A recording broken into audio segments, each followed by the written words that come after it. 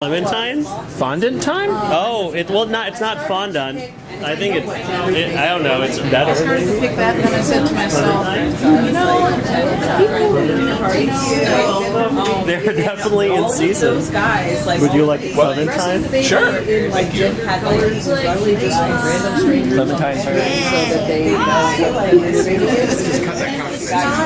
it's not their business, so you come by pink and blue and what you get.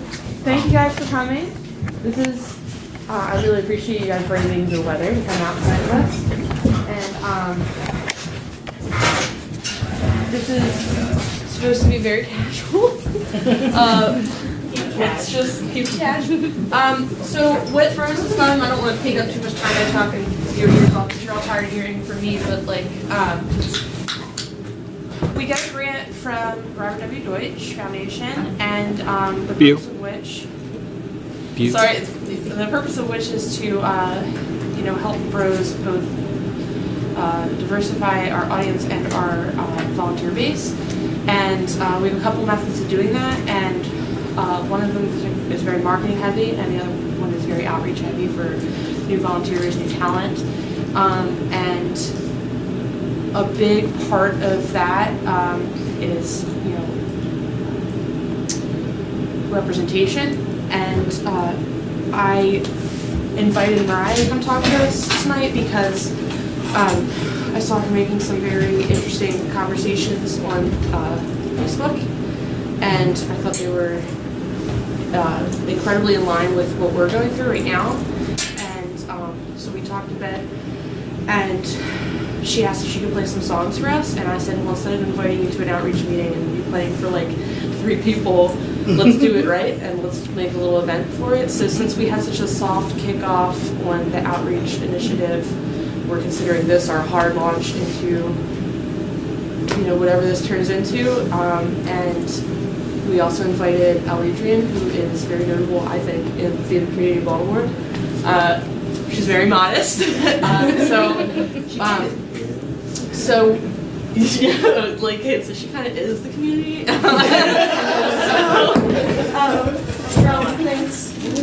I'm not a very good public speaker, and so we would love to do stuff like this more often, where we invite kind of outsiders to bros in to kind of give their perspective, and we just get a conversation going, and we all just kind of unite under this initiative and just see how this goes, I guess. Right? Yeah. So I don't know, no real format. I don't know if anyone's prepared anything to say or anything, or if we want to just do like questions or topics. Can you introduce our guest? Yeah. Yes. So Adrian Wetzel is she is I can speak for myself. Please do. I'm really bad at speaking. Hello, everyone. My name is Adrian Wetzel. Christine actually spoke a lot about me already, but I can tell you some of the things that I do here in Baltimore. I'm by no means an expert in inclusion or anything like that, but I do wear a lot of hats here in Baltimore Theater. So I'm the development director at Hillsborough Corner Theater. I'm also an actor. I've also started writing plays. I just had a play that closed about 2 weeks ago called Thank You, Dad.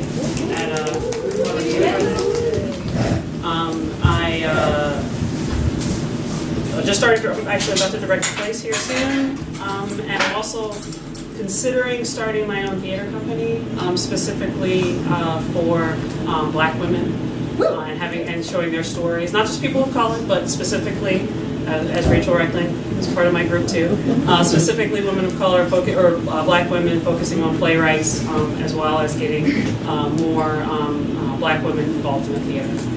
So that's a little bit about me.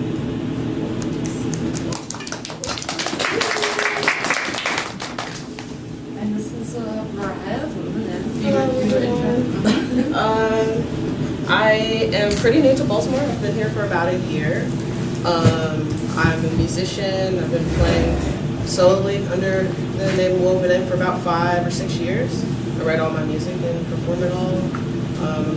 Comfortable with talking around people who want to hear me out, so I'm really appreciative of the opportunity. Forgot one of my hats. I also am a critic.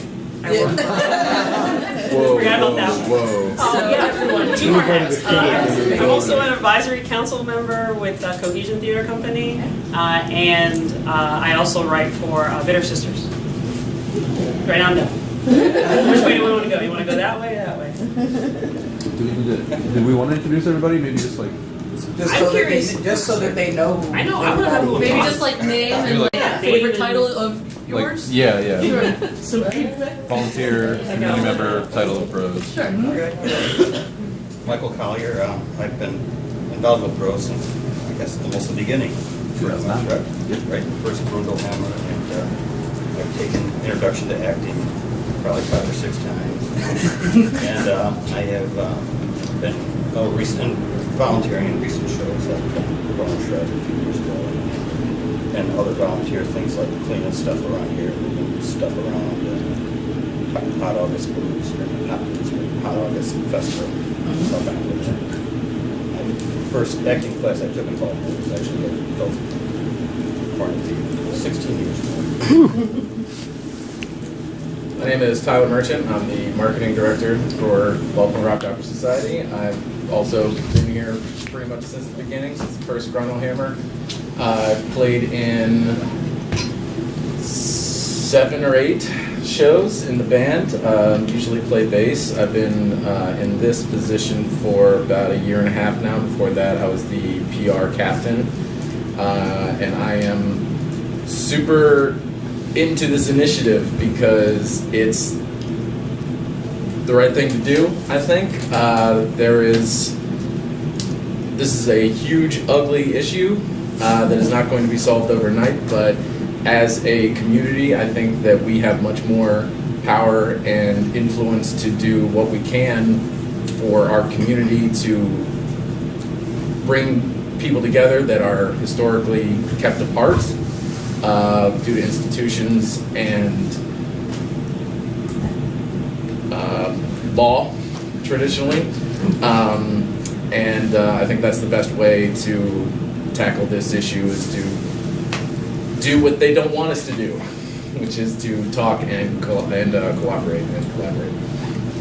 Cool.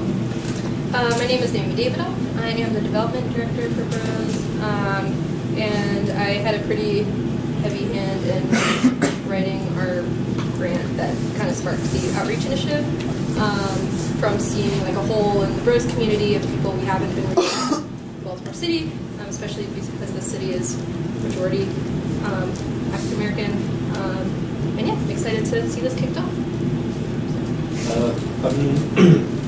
I'm Jacob. I've been involved with Bros since 2011. I'm on the Artistic Council and Simplicity Costume.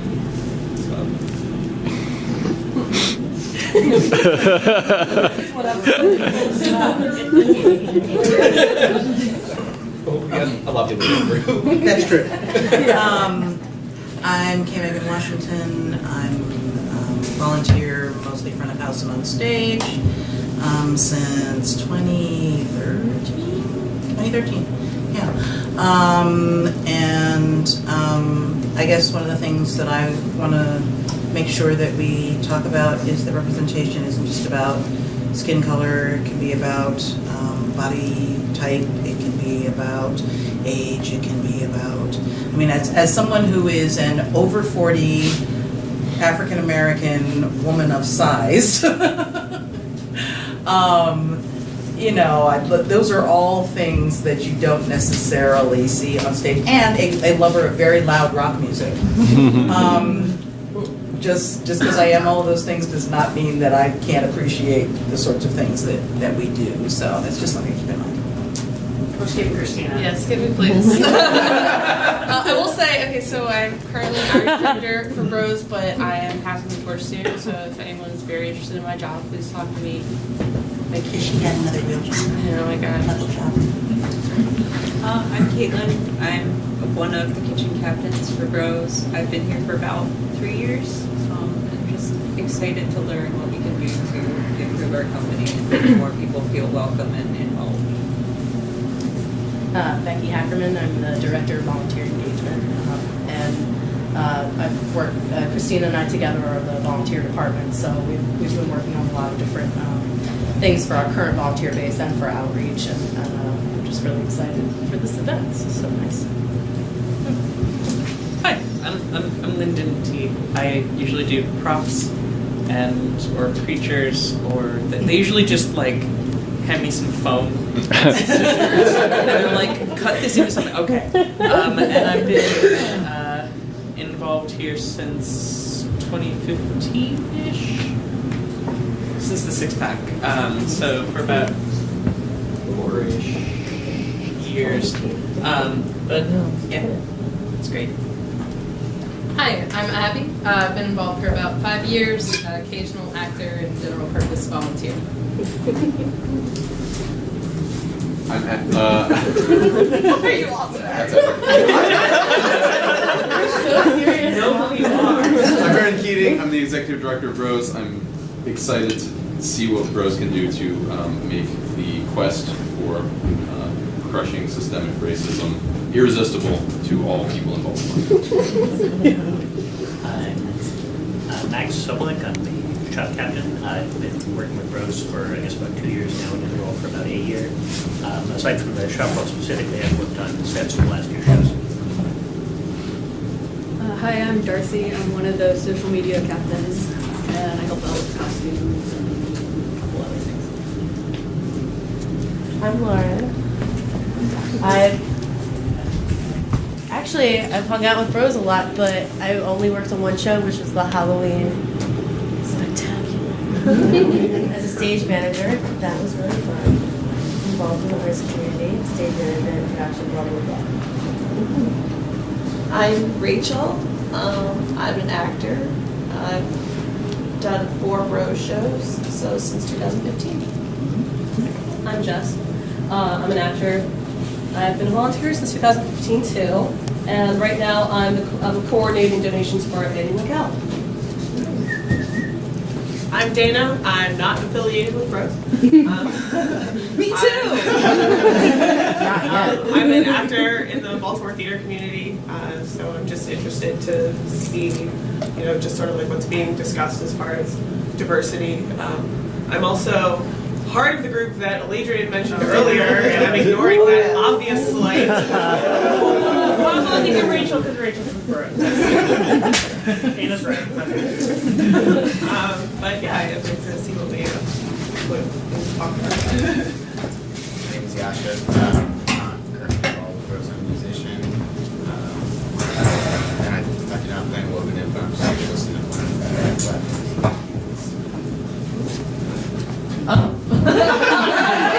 I've appeared. My name is Brent. I just got here. I've been on or with Bros just for a couple years, helping with sound and technical stuff. And I am Matt, or Hachi. I've apprenticed with Bros since 2013 in various technical areas, and I'm currently the tech captain. Hey Marvin, I've done movement and dance for Bros, and I'm also currently the managing director. Thank you, everybody, for introducing yourselves.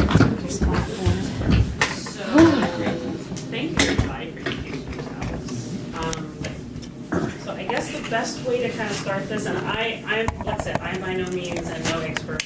I do not want to go here and just be lecturing you guys. I mean, I think everyone understands why diversity is important. Everyone understands why inclusion is important. And inclusion, as Kay Megan said, is inclusive of several different types. It's not just the color of your skin, but also your sexual identity, your sexual orientation, your size, all of that. So I'm already speaking to the choir on the why it's important.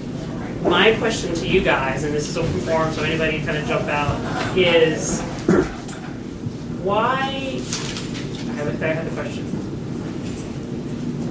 Why are we having this forum? Not just because we created a grant, but why is this even an issue?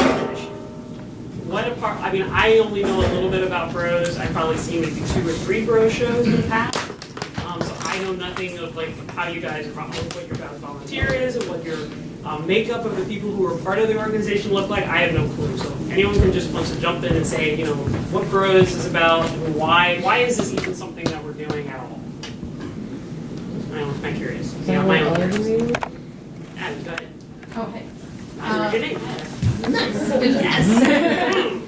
I was just reading a really interesting book about gender. And it was talking about all of these studies that they did where they prime people in different ways, like to feel that they will do well at something or won't do well on something, or do belong or don't belong, and how that drastically affected people's performance or their interest in going into a certain field.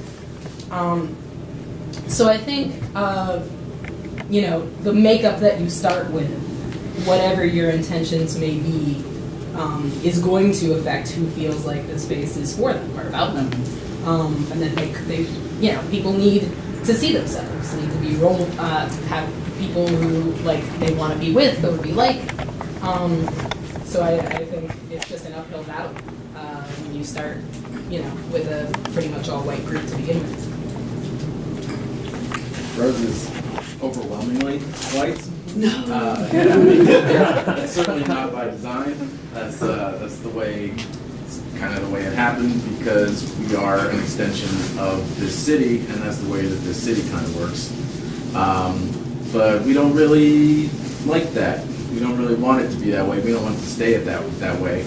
And if we don't really do anything about it, then we are complicit in the systems that make racism such a problem.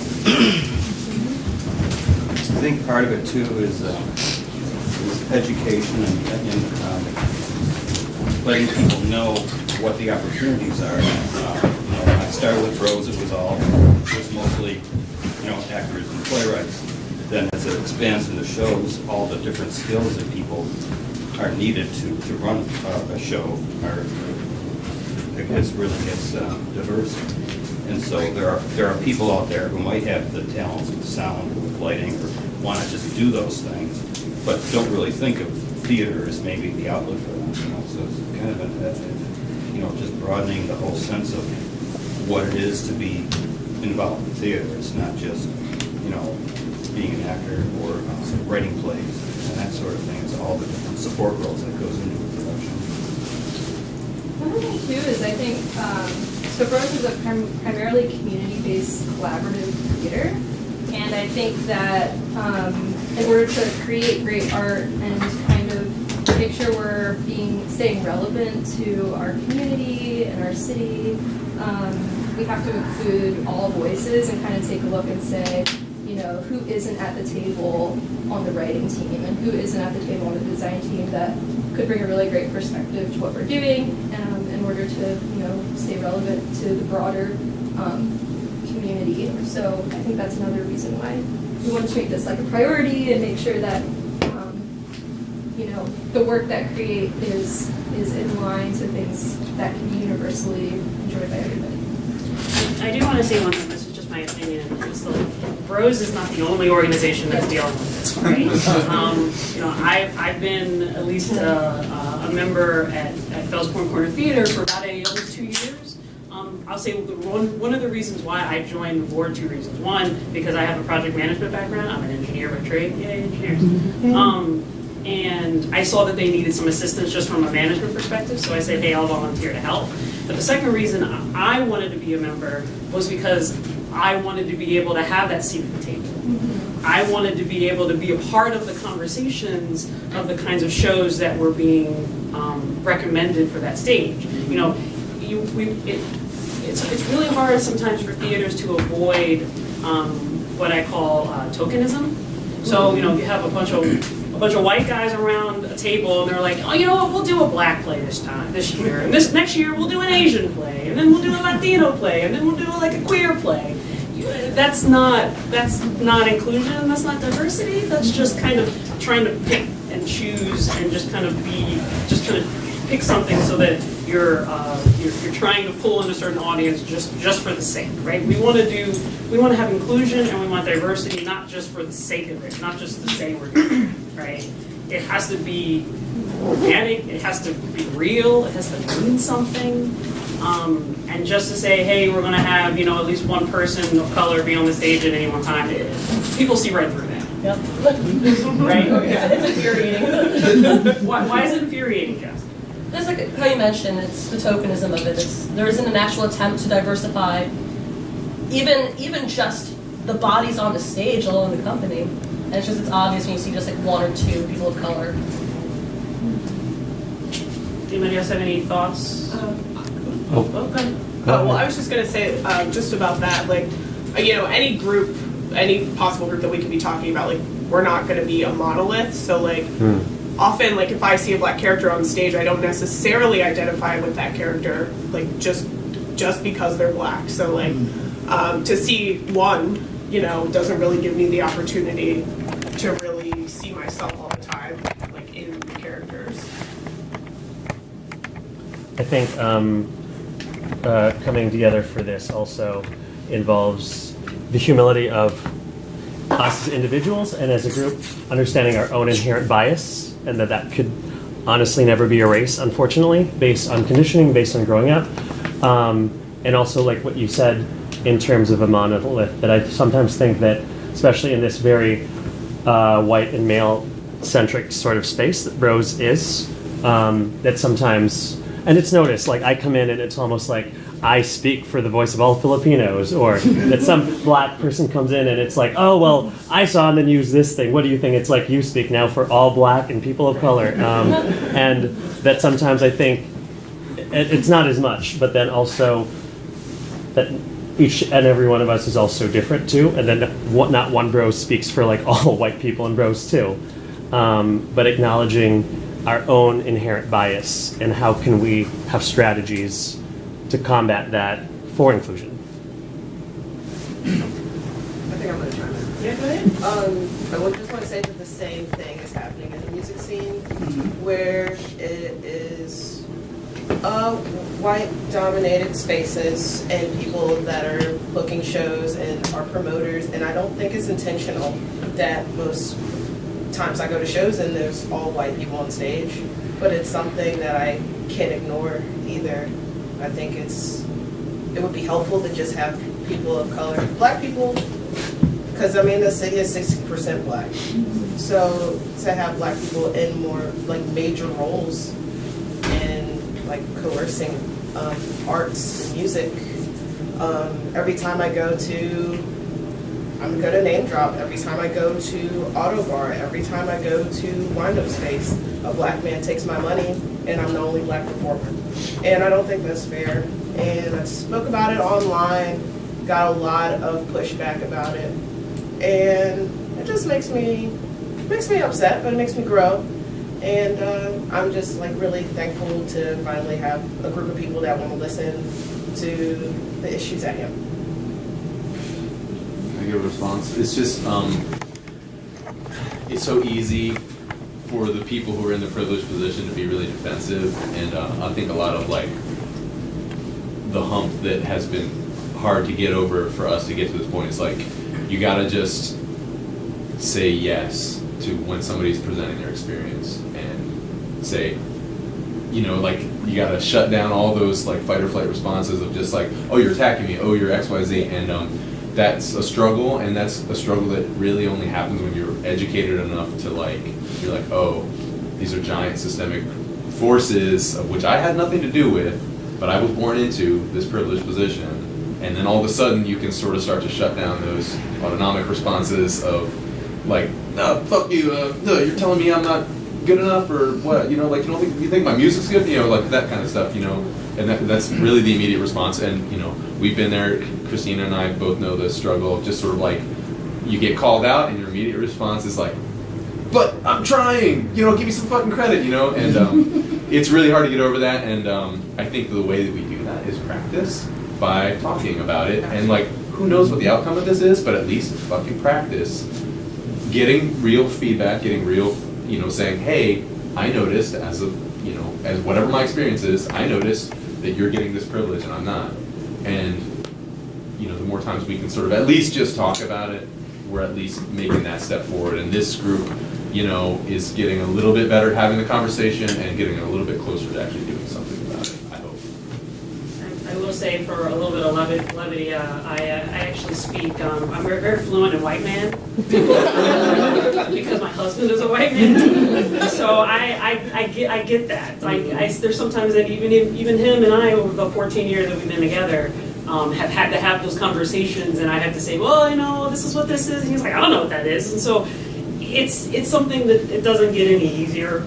It's not an easy conversation initially. It's just something that is like, as long as you continue to have it, as you continue to start asking questions and asking the right kinds of questions, and then getting answers, and sometimes asking the wrong question and getting somebody else getting defensive. So it's just like, I hate to say, it's just like a relationship. Sometimes you're going to make the right steps, and sometimes you're going to say some shit, and you're just going to be putting the dog out, and you're going to have to sit on the couch. It's just how it goes. It's just how. But the main point is that you're having the conversation that you're having, and that you're talking.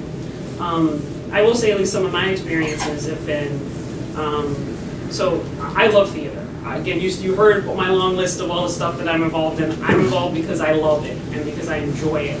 But I'm also involved because I want to see people who look like me in those roles, so that somebody else can see it and be like, hey, why can't I be a critic for a play, for a blog?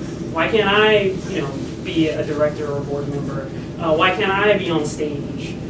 Because there's been a lot of times where I've gone to theaters, Bros shows, Fellsborn Corner Theater shows, center stage shows, and I look to my right and I look to my left, and I'm like, I'm the only person here.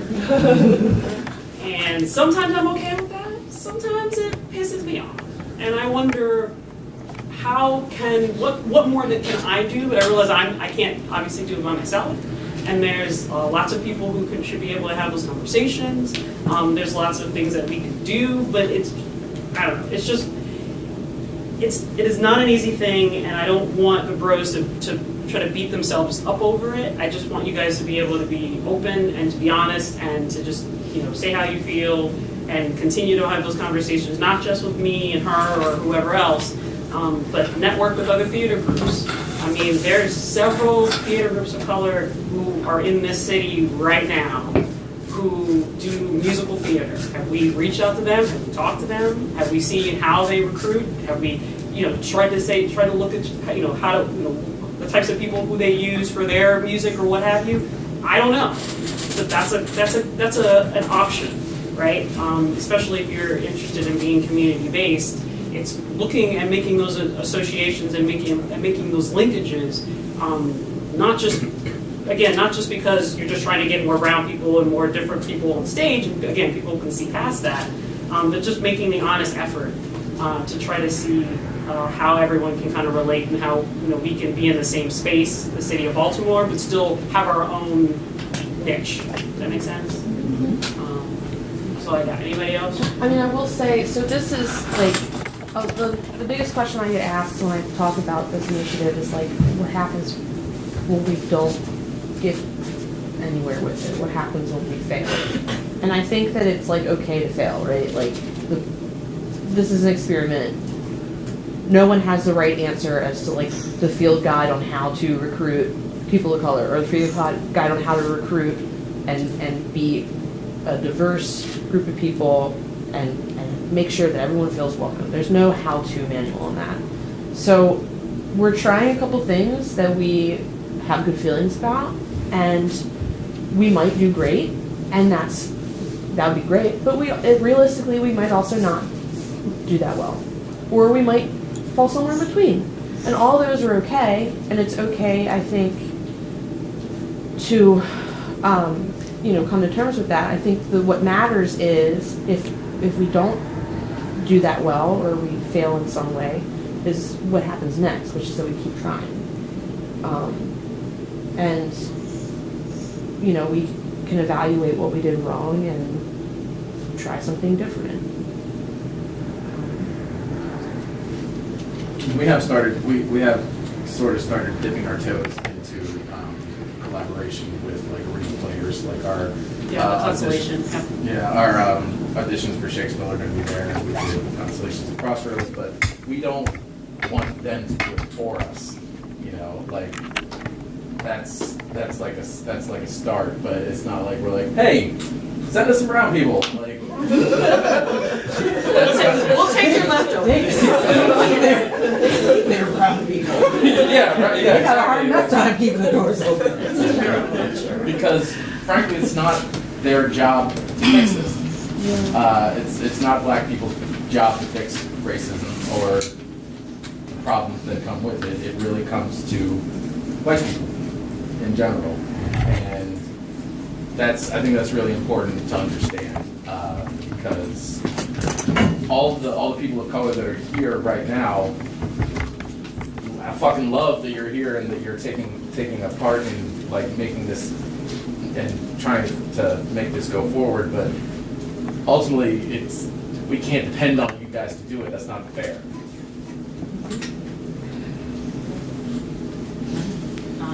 I will say art-centric. They're actually a really interesting theater company. I've gone to see their shows a couple times. I've reviewed them. They only do musical theater. And their mission statement, I believe, is that they are color conscious. So they pick specific shows with race in mind.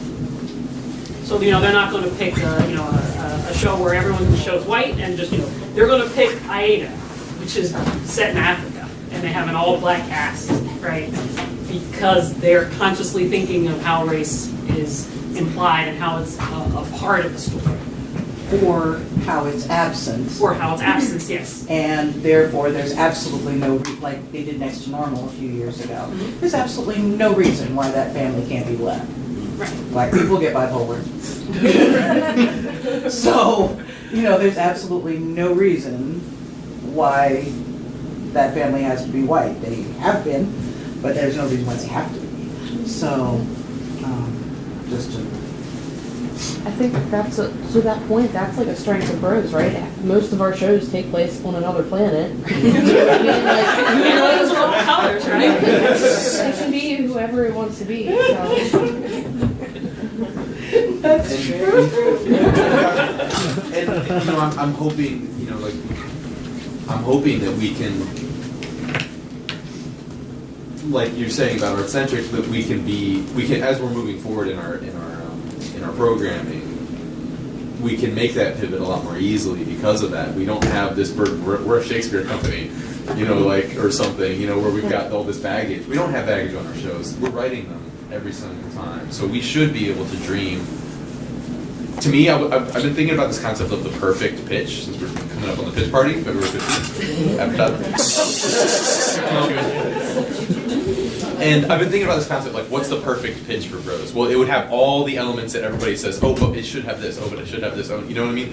And, like, there's no reason that we can't create that perfect idea every time, where it's like, it's this one, it's like a really great message, and it's color conscious, and it promotes a certain way of being and living that we think is good for the world. Like, there's no reason that we can't always have those ideas present in our work, because we're responsible for the work, and we should be always striving for that. And I want that to be the company that we are in, in the future.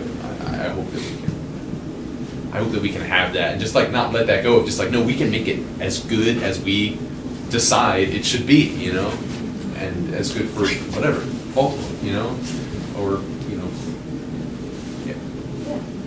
And I think what we're working on too is like, how do you reflect those ideas, like not only just within the show, but like company-wide, like how do you reflect those ideas, with leadership and on the board, on the artistic council, and how do we attract, people from other communities to engage with us on like a high level, in like high level way too, to kind of make it all happen. So it's not just something that, oh, well, shows have to reflect this, but it's something that we can strive towards being something that's inherent in our makeup, I guess. Fair enough. And I just want to point at Dana. I know who you are, Dana. You're part of my feature theater company. I remind you of that. Dana's point earlier is still valid. That again, people of color are not a monolith, right? So what attracts Dana to say come audition for a Bros show is not necessarily going to be the same thing that's going to attract me to audition for a Bros show, or for any matter, any person, color notwithstanding.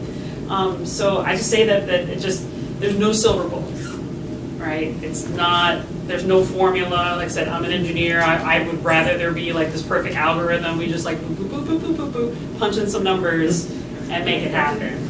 Like my number. Is that number for it?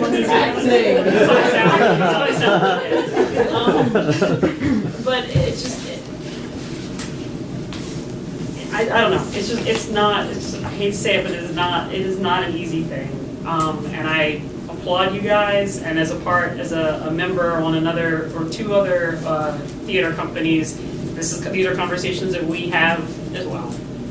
So it's something that's systemic, I think, in the theater community, not just in Baltimore. We probably could go to LA, we could probably go to Detroit or Chicago, and everyone's having the same conversations. I don't know about in the music world. Is it similar in other cities, or does anyone really have that sit down and have that conversation? I haven't in any city. I've lived up and down the East Coast. So my fifth state, I lived on the East Coast, and I haven't seen it happen, sadly. But I came out with a zine in September that includes, it's only for Black people, or no, it's not. It's only for people of color to be included, but anybody can read it. And so kind of I've been having these like thoughts ever since moving to Baltimore, so I'm really thankful for that.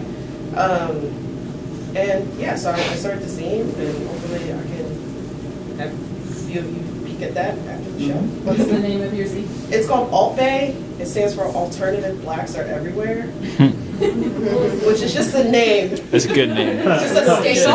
Name. But any person of color can be included. In any way. Oh God, there's one here right now. I like to rock out like the next person.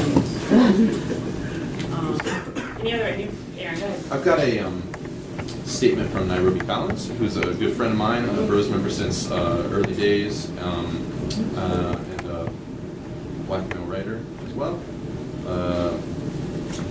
He said, "Feel free to edit my rant because it does get a little random. Jesus. Numbered at first, and then the text just keep coming in less numbered. So I'm not sure what that means. I'm just gonna read it uncensored though. So just hang on.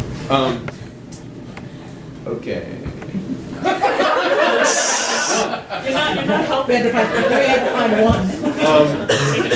We've all read as much. One, diversity. I made the mistake of looking at Bros diversity in racial terms. That is a failing because we as a collective do have diversity and we are more than skin color. That being said, do not try to recruit or attract people of color. To me, it's like trying to convert people to your religion. It's creepy. Two, if you want to attract more people of color, Asian, African American, etc., it might have to be while offering something not theater related. Do more for the community that you are embedded in. Continue to foster relationships with the community at large without pandering or playing messiah. We have diverse talents and abilities. It will require sacrificing personal time with no financial gain, which leads me to my next point. Black folk don't have the luxury of working for free. Most of the black talent I know of is working hard to make itself an asset and gain recognition for its own work. You have to offer more than fucking GJs and beer. For those who don't know, GJ means good job. It's kind of a joke because it also, not a bad job, BJ. It's a GJ. Jesus. I was very confused.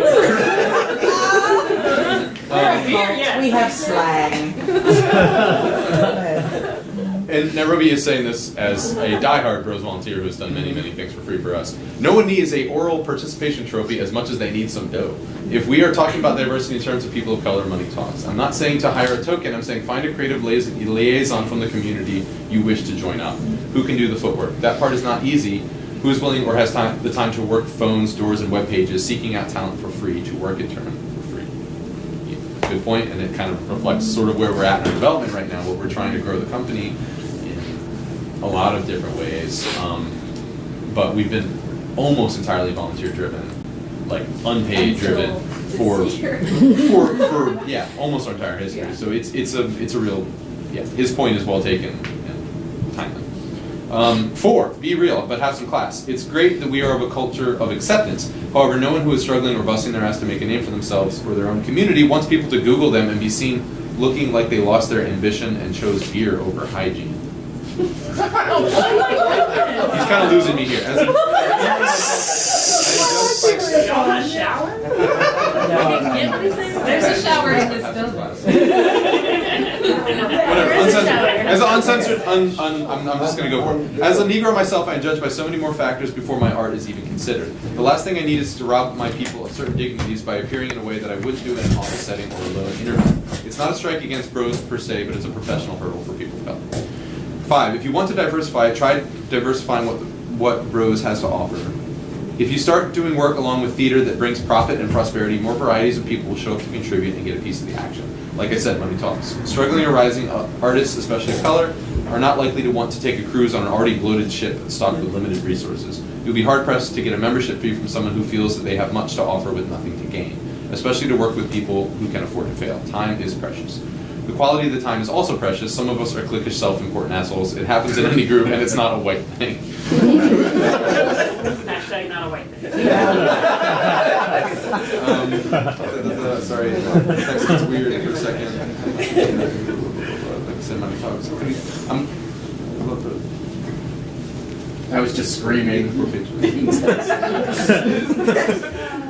Okay, I think I'm editing his rant as he gave me permission to at this point. I'm sorry I'm not present to make myself clear and be corrected if I'm presuming too much. I imagine I've missed much and I intend to be more involved this year. He's sort of saying, basically to summarize 8 rambling text messages, he's saying, there has been awkwardness for me culturally inside of Bros. Yeah. Meaning, like, if I've showed up and something feels a little awkward or weird, and we get that complaint all the time where it might be a hard group to break into that feels cliquish, it feels XYZ. It is cliquish, I'm not being offensive. That it's not a cult. That it's a cult about the religious aspects in a lot of ways. And that makes our community stronger, let's be real, but it also makes it a lot harder to be involved, and that can be awkward, especially if you're a person of color. I think I'm summarizing what never be said, but that's, I think, the spirit of what he says. I mean, I can only state my opinion, but like I said, I've known people who have been a part of Bros. I've known people who've been actors in shows, who've worked in the band, who've written shows, so I'm familiar with what Bros is about. But from the outside, as someone who's never been a part of like an actual show, it is kind of cultish. And I just wrote a play about Jim Jones. So I need to know. Oh, and that guy is now our production director. Yes. Got about it. So I mean, irregardless of your skin color, orientation, or gender, or what have you, it's hard as an outsider, quotation marks, coming into the Bros. Because you guys have a very clear, articulated, mission statement. I know the type of everyone knows the kinds of show you do. I mean, hell, it's in your title. You do rock operas. You're in Baltimore. In your society. Should I have all the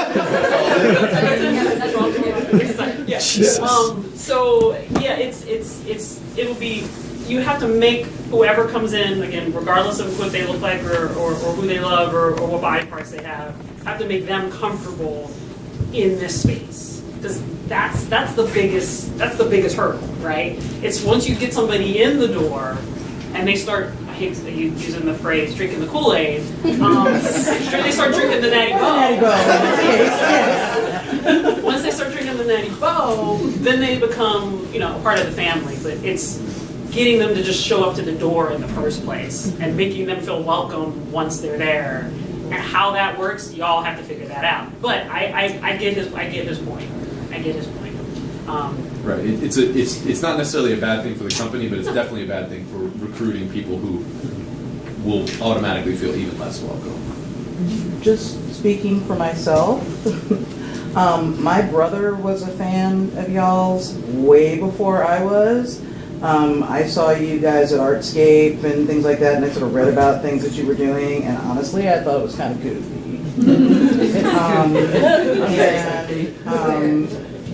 So I got an email from my brother 6 years ago saying, hey, that group that you think is so goofy, they're doing a new show and it's about America's first serial killer. And I'm like, ooh. Let me read up on this some more. And so that's what pulled me in, and I'm like, well, they can't be so goofy if they approved this, so let me at least go see what the sitch is. And then, once I got in the door, and yeah, some of the stuff we do is still goofy, but, and then, it's like, okay, well, I don't know if I'm that interested in this one, I don't know if I'm that interested in this one. And, hey, we're doing a show about a bunch of girls on a boat, and they take on the French Navy, and woo! So sometimes it's more about, appealing to people at the level of plot, or at the level of, getting somebody who likes, somebody might audition for Shakespeare because they're into the sort of music that's listed in the description. Less because, well, I don't know, I'm not into puppets, but ooh, I really like this particular kind of music, so let me come out and I haven't seen them do that before. Let me see if I can come out and do this. I will say also, just throw out a completely unpopular opinion, the name doesn't help. Yeah. I mean, the name is fine, the acronym doesn't help. I love you all very, very much. Yeah.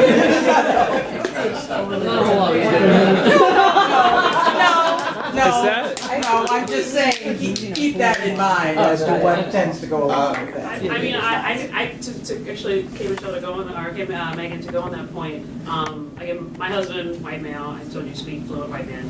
I love theater, right? He hates theater. Whoa.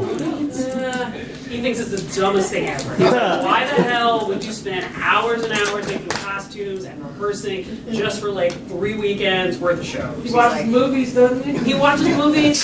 Theater makes, my husband's a straight engineer. Theater makes no sense.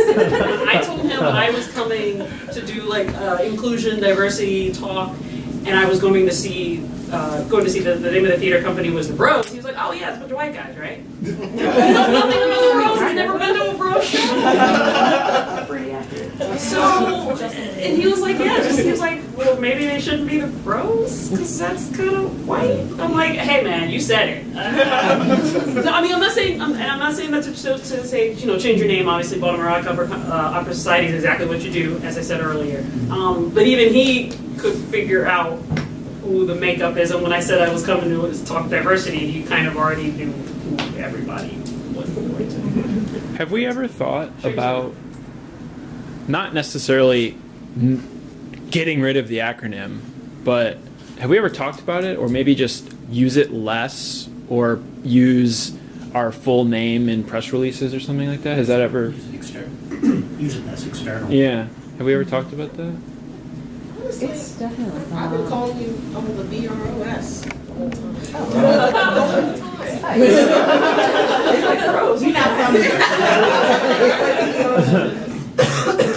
an interesting perception thing too, because it's I feel like the acronym BROS carries so much weight as far as what that's perceived to be, what's associated with it, and it's we take the survey of our demographics of our volunteers, and we're a majority female company, so it's just an interesting perception thing. It's just Taking that word back. It's also because a large majority of the theater community are female, or women. Yeah. And our audience as well. Our audience is not overwhelmingly, but strong majority female. Really? Yeah. Yep. I did not know that. In terms of how we talk about ourselves, maybe if we are going to use the acronym, just making sure to put periods in, so people think of it as an acronym. I did. But you're correct. but we sometimes drop the periods, and then maybe people don't read them.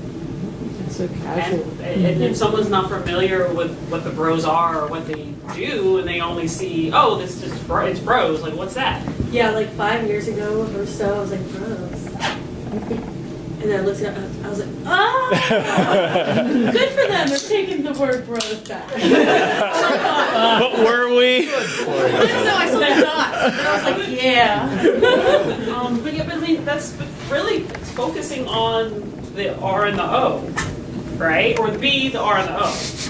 Because you guys are, it's a rock opera group here in Baltimore. Rock opera equals, well, You can still say bro. greater than or equal to musical theater. Pass. Yeah. That's great. Yeah, greater than or equal to. Great. I don't mean that to oversimplify, but it is people singing and dancing on stage, telling a story. It's musical theater. It's just rock music. It's just rock music, right? More or less. Jesus Christ Superstar. It's musical. With less talking, yes. Oh yeah, less Jesus. Much less Jesus. Wait, Frank, we are No, not there a was rock Jesus. opera society. We've done like a musicals. rock opera. Rock opera implies that they're singing through Yeah, rock. yes. We're a rock musical society. Throw it all out at this point. Let's start from scratch. For rock opera music. I feel like Mariah had like a piece of paper that you wanted to maybe read out. I don't know. I just want to open the floor to you if you did. Do you have one? I mean, let's see, what's on this paper? It's just if I lost my train of thought. It's a little heavy, but I'll do it. Okay, he's good.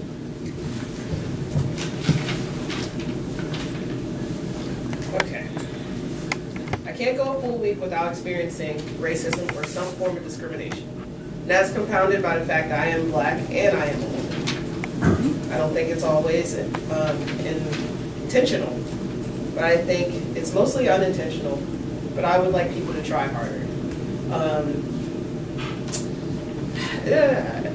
I have this thing, or this thought that Black people are forced to be in, like, more diverse just by existing. It's like when I was a kid, okay, my family's Black, but then I leave the house and I go to school, all my teachers are white, and the kids that go to school are all different races, and I might feel like an outsider there, but I go home and I feel like an insider.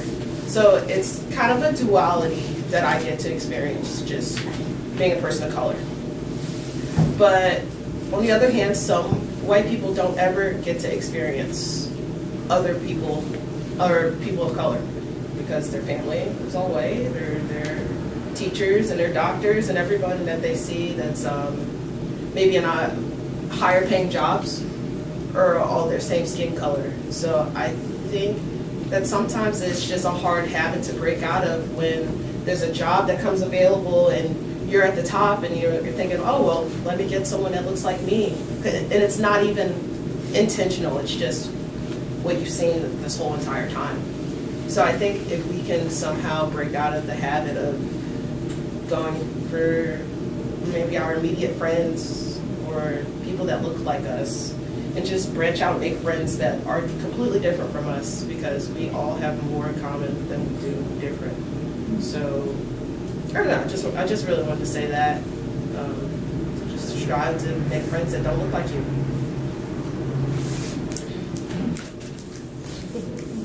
And then hand them an Annie Bow and tell them to come to see Mariah, I agree with you. I hear what you're saying. I've had the same experiences. So obviously you're not alone in that. Yeah, the easiest way to strive for diversity and inclusion is to broaden your social group. That's the first step. Not just broaden, obviously, Bros, but broaden your social group. Include more people in the activities that you do. I know, Bros, you guys do a lot of non-theater events, right? You're about to have one here in a couple weeks, right? Or is that next month? No. The spectacular. The spectacular. That's our gala. That's our one thing that we have to have. And all of our workshops are open to public. So it's really just. Say that louder. Oh, we're having a chili cook-off this month. I think it's the 26th. You're right, though. We do have a lot of parties. We do rock shows as well. We do like we call them throwdowns. It'll be bands on stage and just at a bar. Light fundraisers. Shows. To eventually start making progress on this issue, that kind of stuff is really where it's going to start, because the people that we recruit tend to come to our events first, and then they become involved with the company, and then they bring their friends and their family to shows. If we're going to really achieve any diversity, not just within the company itself, but in our audience, that's really what we need to do, because traditionally our audience is people that are involved in the company know. So if the more friends of friends, family, word of mouth. That's the number one marketing tool that we have by a vast majority. So if we're really going to diversify, not just in the company, but in our audience, which is one of our goals, that's really where we have to start, is we have to start getting people of color involved in the company, in shows, whatever that capacity may be, because that branches out into everything. I think one area of growth that I personally went through over the past year plus was that when I was talking about bros with other people, and especially in my work, which is I'm the only non-black person at my work, is that I'd tell them, and then I think at the beginning acknowledging my own bias was like, oh, they're all gonna think it's lame and like nerdy. It's like, oh, heavy metal, like I only listen to hip hop, I only do this, and I had some of them say, that's really fucking awesome, I'd love to come. Mm-hmm. Or someone's like, I love metal, like, have you heard of this band? I'm like, oh shit, you know more than I do. And acknowledging that I shouldn't be afraid of assuming that just because it's puppets, it's metal, it's theater, that someone, because of how that person might present or look, won't like it. Because I think that sometimes I get afraid when I go to certain people and say, I don't want to say that because you're all going to think it's like so different or out of your wheelhouse that you wouldn't find it interesting. And I've been proven wrong more times than I've confirmed that bias for myself. Does any white person here not like hip hop? I know black people who don't like hip hop. Yeah. I know black people who don't like hip hop. I know like people who hate hip hop, hate R&B, only like metal, and only like rock. Everybody's different. To your point, you never know what somebody is into until you have that conversation. But if you're already friends, you should already feel comfortable, or coworkers, you should already feel comfortable talking to them about it and then inviting them. I know I was in a wonderful show as an actor called The Goodies. There are 3 women in that show who might know. And we actually created the show. It was a Divide show, specifically talking about being a woman and a teenager of color. And we got a lot of good, feedback. Got a lot of people to come and see it. But I think it was your point. Now I've got a little family. So if I'm acting in a show, or Rachel's acting in a show, or Dana's acting in a show, one of the first people that we're going to invite is our cast, it's our group. And we were African American, Latino, we had Asian. So we have our own little message board where we say, hey, I'm coming in a show, hey fam, come through, right? And we go to support each other. And we don't have to be the only people of color in that audience. I mean, in an all-white audience. So we're not only going to support our friend, but we're also diversifying the audience. And then we're coming to go to a theater that we might not have ever been to before. And so now then we're starting to learn something different. Oh wait, I didn't know about this theater. Maybe I might want to audition for it because they're having an audition soon. So it starts to branch from there. I also just want to give a shout out to it. But I mean, I'm not wrong, right? We all support each other. We all come to see each other's shows. We're family, so we make sure that we are doing our due diligence and being a part of the community, not just as as actors, but also as patrons, or at creating our own theaters, or being involved as critics. Whatever that is, we're trying to kind of spread our own diversity wings throughout the community, just among ourselves. But that starts with everybody, because it just builds from there. Every person you invite, have them bring a person. Every person that they invite, have them bring 2 more people. And it starts multiplying from there. So you're saying it's a pyramid scheme? So you're saying it's a Virtuous pyramid cycle. I like that.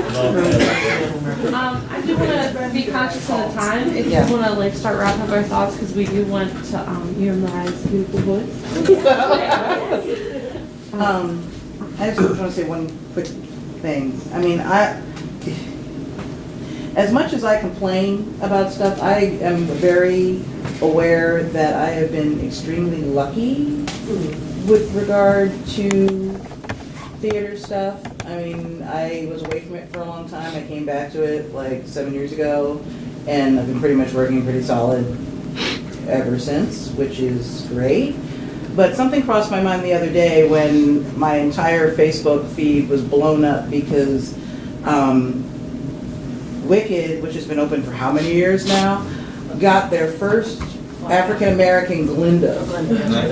No, they had, Elsa was a few years ago, so it should have been well before that because she's green. Right? So, and everybody's like, oh my God, he's so rich, he's so amazing, and I was there, and oh, this is this, and blah, blah, blah. And I'm like, you know, that's all really cool and all that, but wouldn't it be nice to like not have to celebrate that and maybe, you know, have parts that were actually written for us, so you didn't have some little black child in a blonde curly wig? Yeah, I was going gonna out say, she to- still has like blonde hair. Yeah, That's like right. curly, but not like black curly. Just Right. like straightened and then curled. Right. So, I mean, that's just another thing. I mean, color blindness is you know, is a wonderful thing, but you know, it's nice to sometimes have people actually keep you in mind. I really like that phrase, color conscious, as contrasted to color blindness. I will say, other than Thank You Dad, because that was a whole departure from the normal stuff that I like to write, but I like to write stories that are a reflection of me and what I go through. I like to go see theater that's a reflection of me and the experiences that I go through. I like to act in different characters, but I prefer to be a character in something that I understand or I can at least relate to. So that's a part of it as well. So it's not just, oh yeah, we have a part and yeah, they're an alien and they can be any race, which is great. But it also is important to have stories that are reflective of certain cultures or certain experiences, whether that be, you know, race or sexual orientation or gender or what have you, because that also gets a different group of people to come to see your show.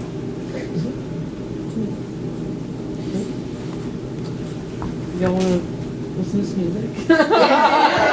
Let's Move all the chairs again. There's beer in the fridge. If anybody wants them, they throw in $1. If you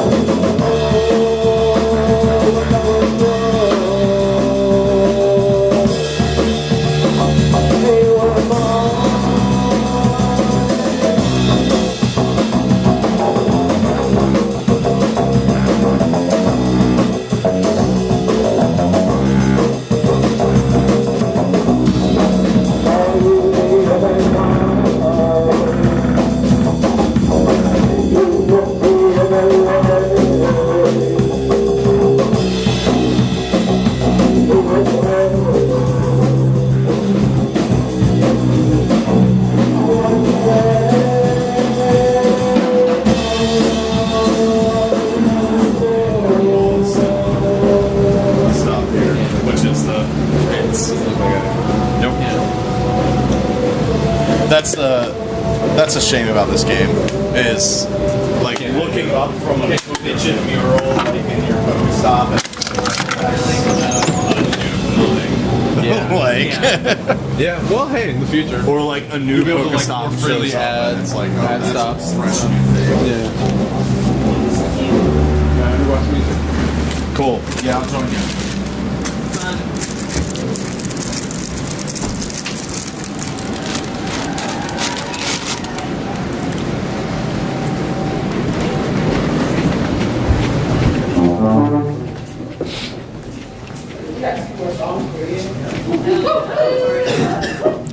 So much to be I